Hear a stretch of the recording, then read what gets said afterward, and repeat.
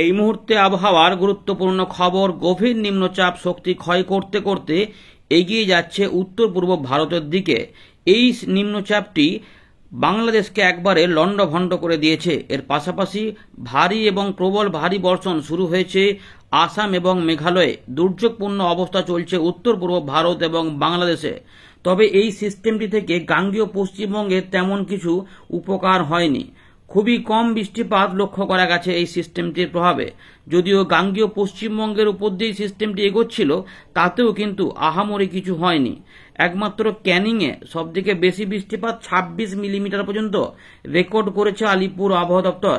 যেখান দিয়ে এই সিস্টেমটি এগিয়ে গেছে রায়দিঘির কাছে, তার আশেপাশের এলাকা দীঘা, কাঁথি, ডায়মন্ড হারবার, সাগরদ্বীপ, এইখানে মাত্র 2 থেকে 3 মিলিমিটার বৃষ্টিপাত লক্ষ্য করা গেছে। অর্থাৎ কতটা কম এই নিম্নচাপটি আমাদের দক্ষিণবঙ্গে যাবার সময় দিয়েছে সেটা বোঝাই গেছে। শুধুমাত্র দমকা হাওয়া দিয়েই কেটে গেছে।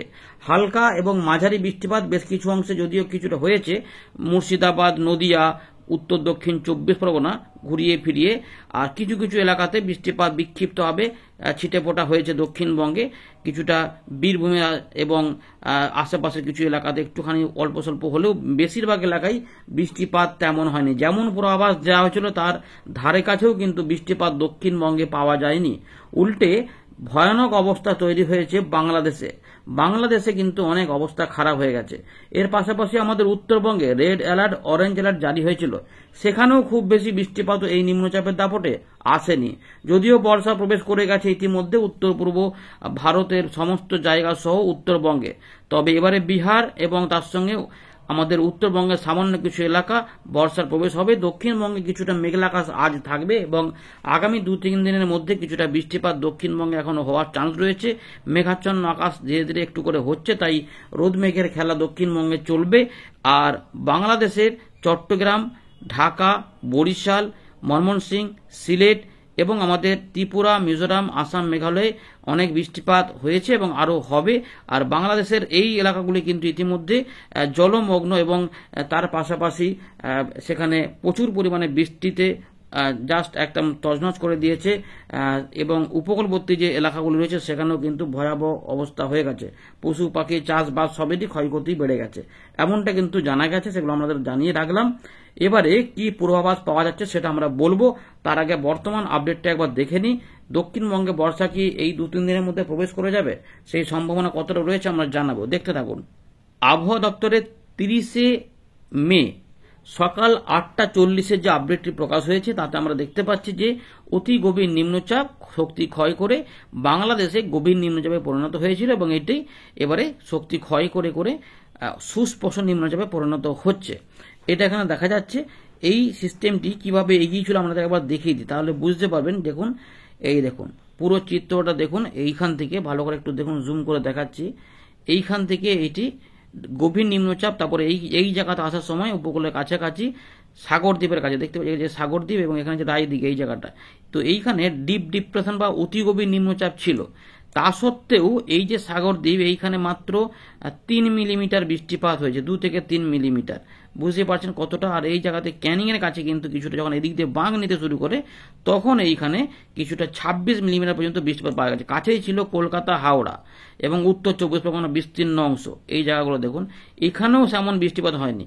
মাত্র 16 মিলিমিটার পর্যন্ত 14 মিলিমিটার পর্যন্ত বৃষ্টিপাত রেকর্ড করেছে আলিপুর আবহাওয়া। অর্থাৎ এই এলাকার উপর দিয়ে অতি গভীর নিম্নচাপ, গভীর নিম্নচাপ এতটা পর্যন্ত গিয়ে এই জায়গা থেকে গভীর নিম্নচাপ হয়েছে। অর্থাৎ এখানে মোটামুটি দেখুন, এখানে আমাদের এই মুর্শিদাবাদের ঠিক উল্টো দিকে এই জায়গাতে, অর্থাৎ এতটা যখন এলাকাতে যাচ্ছিল তা সত্ত্বেও এই এলাকাগুলি শুধুমাত্র দমকা ঝোড়ো হাওয়া প্রচুর পরিমাণে হয়েছে।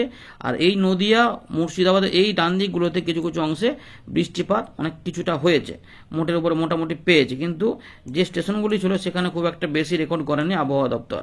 আর এই দিকগুলোতে এইটার প্রভাবে আমাদের যেটা দেখাবো যে এই যে সিস্টেমটি এতটা এগোলো, কিন্তু এই সিস্টেমটি এখান থেকে থাকলেও এর এই দিকের প্রচুর পরিমাণে এখানে ঝোড়ো হাওয়া এবং বৃষ্টিপাত এখানে খেপে খেপে তুলেছে। এখান থেকে গেলেও কিন্তু ত্রিপুরাতে প্রচুর বৃষ্টিপাত হয়েছে, মিজোরামেও প্রচুর বৃষ্টিপাত হয়েছে, চট্টগ্রামেও প্রচুর বৃষ্টিপাত হয়েছে, একদম উপকূলবর্তী জেলাগুলি একদম তছনছ হয়ে গেছে, অনেকটাই কিন্তু ক্ষয়ক্ষতি হয়ে গেছে। আর এইগুলোতেও প্রচুর বৃষ্টিপাত হয়েছে, আর এই দিক দিয়ে কিন্তু এটা এগোতে থেকেছে এবং এই দিক হয়ে এটা ধীরে ধীরে উত্তর পূর্ব দিক বরাবর এগোতে থাকছে। তাই আসাম এবং মেঘালয়ে রেড অ্যালার্ট জারি করে দেওয়া, যেখানে প্রচুর বৃষ্টিপাত কিন্তু থাকবে এমনই কিন্তু রয়েছে। কিন্তু এইগুলোতে এর প্রভাবে আমাদের এই যে আলিপুরদুয়ার, কোচবিহার, জলপাইগুড়ি এবার এদিকে এইগুলোতে কিন্তু খুব একটা বৃষ্টিপাত কিন্তু হয়নি। সুতরাং যতটা আশা করা হচ্ছিল ততটা কিন্তু মোটেই দেখা যায়নি। সিস্টেমটি ঠিক এগিয়েছে যেমন ভাবা হয়েছিল, কিন্তু আমাদের এই বাঁ দিকটিতে মোটেই বৃষ্টিপাত সেভাবে হয়নি। এরই প্রভাবে এখন যে সম্ভাবনা রয়েছে 30 তারিখের জন্য, ভালো করে দেখুন, উত্তর পূর্ব ভারত মানে পুরোটাই রেড অ্যালার্ট রয়েছে এবং বাংলাদেশের এই এলাকাগুলো এখনো রেড অ্যালার্টে রয়েছে এইগুলোতে। তাই আসাম, মেঘালয়, ত্রিপুরা এবং তার পাশাপাশি অরুণাচল প্রদেশে বিস্তীর্ণ অংশে বৃষ্টিপাত ভালোই থাকবে। কিছুটা বৃষ্টিপাত আলিপুরদুয়ার, কোচবিহার, জলপাইগুড়ির দিকে হবে, কারণ বর্ষা ইতিমধ্যে প্রবেশ করেছে, তাই এখানে হালকা মাঝারি বৃষ্টিপাত হবে এবং কিছুটা স্ক্যাটার্ড বৃষ্টিপাত আমাদের দক্ষিণবঙ্গে হওয়ার চান্স রয়েছে। যদিও দেখুন আবহাওয়া দপ্তর দক্ষিণবঙ্গে ভারী বৃষ্টিপাতের ইঙ্গিত দিয়ে রেখেছে, কিন্তু সেটা কতটা হবে সেটাই ব্যাপার হচ্ছে, কারণ সিস্টেমটা অনেকটাই উত্তর পূর্ব দিকে সরে গেছে এবং তার থেকে উত্তর পূর্ব দিকেই কিন্তু বৃষ্টিপাতের ব্যাপ্তিটা দেখা যাবে। এবং আমাদের যেটা দেখবো যে 1 তারিখ এবং 31 তারিখে দেখুন চিত্র এখানে আবহাওয়া দপ্তর যেটা ফোরকাস্টটা দিয়েছে, তাতে আমরা দেখতে পাচ্ছি উত্তরবঙ্গ, উত্তর পূর্ব ভারতে কিছুটা সতর্কতা থাকছে, কমবে আস্তে আস্তে। বিক্ষিপ্ত বৃষ্টিপাত 31 তারিখও দক্ষিণবঙ্গে হবে। এই 31 তারিখে বৃষ্টিপাত কিছুটা হতে পারে, 1 তারিখে কিছুটা হতে পারে, সেইটা আমরা এখানে দেখাবো। এবারে সিস্টেমটি কোথায় আছে সেটা তো আমাদের বলেই দিলাম। তো পুরোপুরি মৎস্যজীবীদের জন্য যেটা বলা হবে যে 30 তারিখ পর্যন্ত সমুদ্র উত্তাল থাকবে উড়িষ্যা, পশ্চিমবঙ্গ, বাংলাদেশে। তাই মৎস্যজীবীদের সতর্কতা রয়েছে 31 তারিখ সকাল পর্যন্ত, তারপরে কিন্তু যাওয়া যাবে। অর্থাৎ শনিবার সকালবেলার পর থেকে মানে বেলার পর থেকে হয়তো সমুদ্র কিছুটা স্থিতিশীল হয়ে যাবে, কারণ সিস্টেমটি তখন অনেকটাই পাহাড়ি অঞ্চলে চলে যাবে উত্তর পূর্ব ভারতের। এমনই কিন্তু ব্যাপারটা রয়েছে, যেটা আবহাওয়া দপ্তর জানিয়েছে, আপনাদের জানিয়ে দিলাম। এবারে চলুন আমরা উইন্ডি থেকে পুরো বিষয়গুলোকে দেখাই। তো বন্ধুরা আমরা চলে এলাম উইন্ডির লাইভ স্ক্রিনে। তো ইতিমধ্যে আমরা দেখতে পাচ্ছি চট্টগ্রাম এবং তার পাশাপাশি এবং বাংলাদেশে যে দক্ষিণ ভাগ রয়েছে সেখানে মেঘ ভালোই রয়েছে এবং সিস্টেমটি যেহেতু এদিক দিয়ে এগোতে থাকছে, তাই আসাম, মেঘালয়ে বিভিন্ন অংশে প্রচুর বৃষ্টিপাতের সম্ভাবনা রয়েছে এবং মেঘ তৈরি হয়ে গেছে। তুরা, ধুবড়ি থেকে গোয়ালপাড়া, গুয়াহাটি, শিলং, কোকরাঝড়, বঙ্গাইগাঁও, পাঠশালা, তেজপুর, লক্ষ্মীপুর, হোজাই, ডিমাপুর, এই সমস্ত অংশে কিন্তু বৃষ্টিপাত দুর্যোগপূর্ণ অবস্থায় রয়েছে এবং এখন হবে। ত্রিপুরার বিভিন্ন অংশে বেরোনিয়া থেকে শুরু করে উদয়পুর, অমরপুর, আগরতলা, অম্বাসা, এগুলো সবই বৃষ্টিপাত থাকবে। প্রচুর বৃষ্টিপাত হয়েছে, কারণ বর্ষা ইতিমধ্যে ঢুকেওছে এবং এইদিকেও হয়েছে।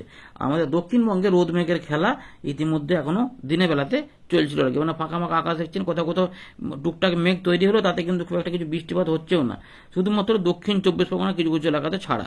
বাকিগুলোতে বৃষ্টিপাত পরবর্তী ক্ষেত্রে আসতেও পারে, কিভাবে কি সম্ভাবনা আমরা দেখাচ্ছি দেখুন, এবারে দেখতে থাকুন। এবারে দেখুন সিস্টেমটি একটু প্রথমে দেখিয়ে দিই। সিস্টেমটি এই অবস্থায় রয়েছে এবং এইটা কিন্তু দমকা হাওয়া একটু আমাদের গাঙ্গেয় পশ্চিমবঙ্গে থাকবে। কিছু কিছু আবহাওয়া একটু নরমও হয়েছে, কিছুটা বৃষ্টিপাত না হলেও কিছুটা নরম হয়েছে। এই দিকে করে ধীরে ধীরে রাত পর্যন্ত কিন্তু এগিয়ে যাবে। তাই আসাম, মেঘালয়ে ঝোড়ো হাওয়া সমেত বৃষ্টিপাত কিছুটা থাকবে।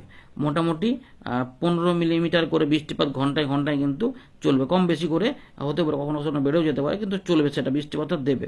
তাই ওই দিকে প্রচুর বৃষ্টিপাতটা হবে।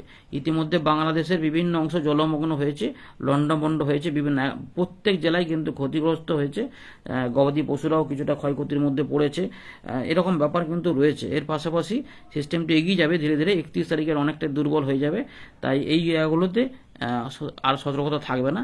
এবারে বৃষ্টিপাতগুলো আমাদের দেখায় কিভাবে বৃষ্টিপাতগুলো হবে। দেখুন এখন যেটা রয়েছে, দেখুন সিস্টেমটি থেকে আমাদের দুপুর থেকে উত্তর পূর্ব ভারতে আরও বৃষ্টিপাত বেড়ে যাবে।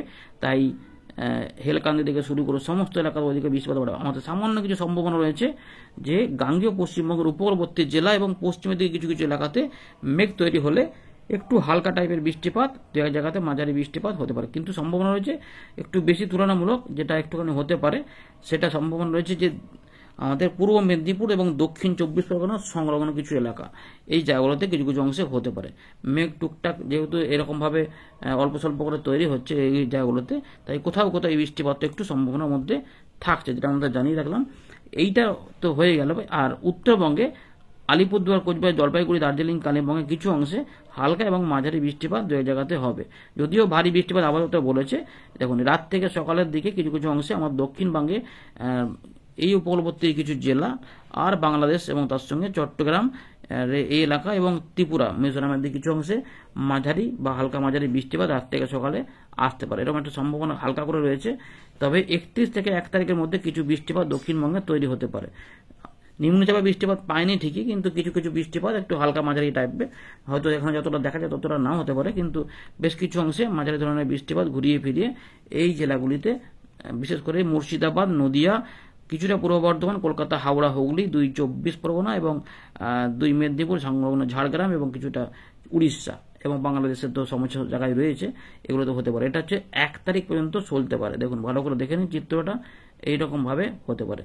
এই যে রাত থেকে সকালেও থাকবে, উত্তরবঙ্গে কিছুটা বৃষ্টিপাত হালকা মাঝারি হবে এবং এই সময়কালে হয়তো বর্ষার প্রবেশ ঘটিয়ে দেবে আবহাওয়া দপ্তর, যে বর্ষার প্রবেশ করে গেছে। এখন ব্যাপার হচ্ছে যে দক্ষিণবঙ্গে এই 2 দিনের মধ্যে যে বৃষ্টিপাত হওয়ার চান্স একটা দেখা যাচ্ছে এই মুহূর্তে, যেটা আমরা দেখতে পাচ্ছি গোটা দক্ষিণবঙ্গে, যে বর্ষার যেহেতু এতটা প্রবেশ করেছে লাইনটা, সেইটা এই দিকটা চলে আসবে। তাই এই জায়গাগুলোতে বর্ষার প্রবেশ ঘটাবে কিনা সেটা দেখা রয়েছে, যে দক্ষিণবঙ্গে কিছু অংশে বর্ষার প্রবেশ ঘটিয়ে দেবে কিনা, সেটা আবহাওয়া দপ্তর জানালে আমরা জানাবো। আপাতত সম্ভাবনা রয়েছে বৃষ্টিপাত হতে পারে বীরভূম, মুর্শিদাবাদ, নদিয়া, কলকাতা, হাওড়া, হুগলি, কিছুটা 2 বর্ধমান এবং মেদিনীপুর, ঝাড়গ্রাম সহ বাঁকুড়া কিছু কিছু এলাকা, একটু কমের দিকে রয়েছে পুরুলিয়া আশপাশ পর্যন্ত।